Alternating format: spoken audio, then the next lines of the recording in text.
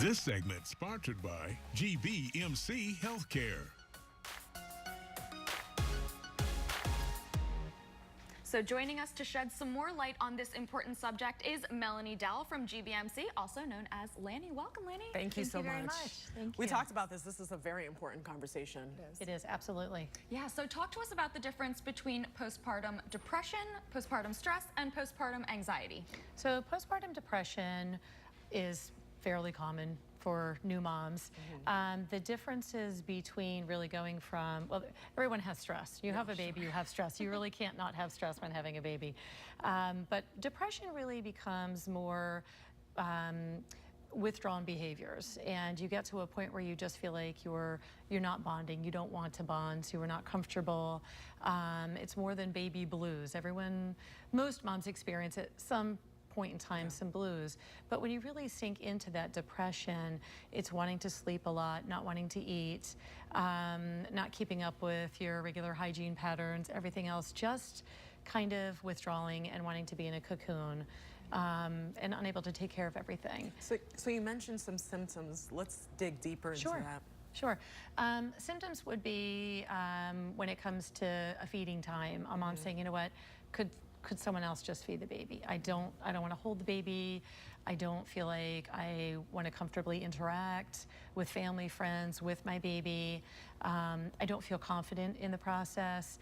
This is not what I expected. Gotcha. So those are kind of some of the normal feelings when moms start really entering into that postpartum depression phase.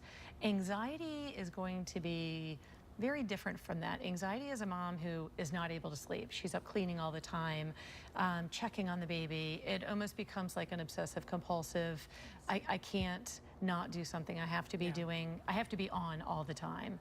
And there's no downtime. Eating and sleeping is not a priority for her. And constant worrying, constant fear. So how long does these conditions last for? It varies. There are, I think the misunderstanding or the average in families, they think it's right away. You're going to get postpartum depression and you need to be right on top of it. You need that immediate family in there, which is great, which is definitely what we want.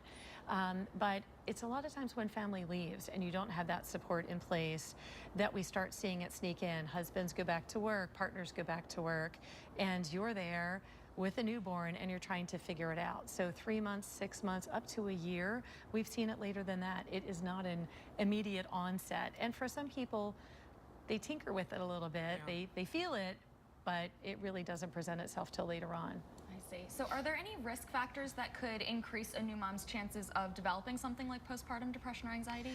The greatest risk factors are moms that have a pre-existing history of any type of mood disorders, whether it's normal depression that they've been dealing with, anxiety, OCD, any type of level, any level really of depression issues. I think also not having family close by is one of the biggest problems for families, because so many of us are transplants and so many new families coming to deliver, they don't have people in the area to help care for them and the baby. So is there anything that new moms can do to kind of alleviate those symptoms or even prevent it from the offset? Absolutely. We spend 9 months planning for one big day. And we really need to look at those days afterwards, the immediate 2 weeks, and really up to a 6-month time period, and then have that touch base person. So if you've been working with a therapist, continue working with the therapist. If you've been taking medication, continue with the medications. If you, all of a sudden, this becomes a stumbling ground for you, there are programs out there. There are support programs out there, not just medical treatment, but the doula program, hiring somebody that's key that will be in place that comes and does infant care, sibling care, meal preparation. They'll walk in at 10 o'clock at night and say, I've got the baby. If you're breastfeeding or bottle feeding, however you want to work this, we'll work it with you. But having that extra set of hands and just having someone to talk to and share what this experience is for you. Right, so if you don't have that community, creating it for yourself. Create the community, hire someone to clean your house, hire a pet sitter, but put people in place for even the things you think our small items become big tasks once you've had a baby. And this is so important because we need this flow of communication because so many women are struggling with this issue. How about lifestyle changes? Are there any things that we can implement?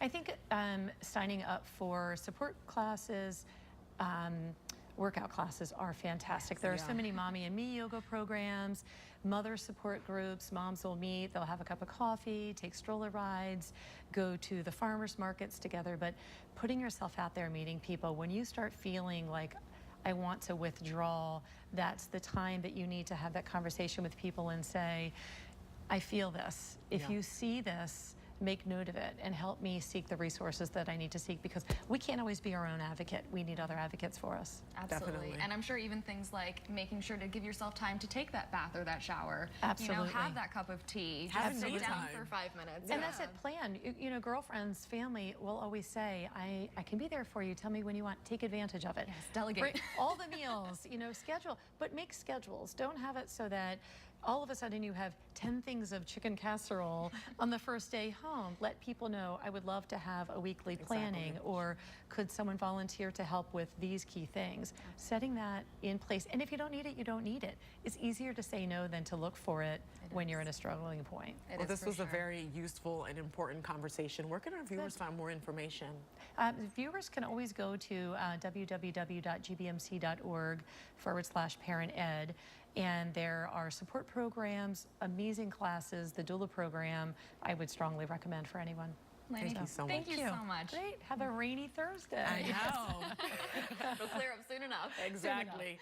Okay, guys, up next, where you can taste the islands all year round. You know, I'm excited for that. Caribbean Massive right here. Oh, yeah. And if you are single and ready to mingle, we have got a new but familiar place for you to find a hot date. Stay with us. You're watching Be More Lifestyle. We'll be right back.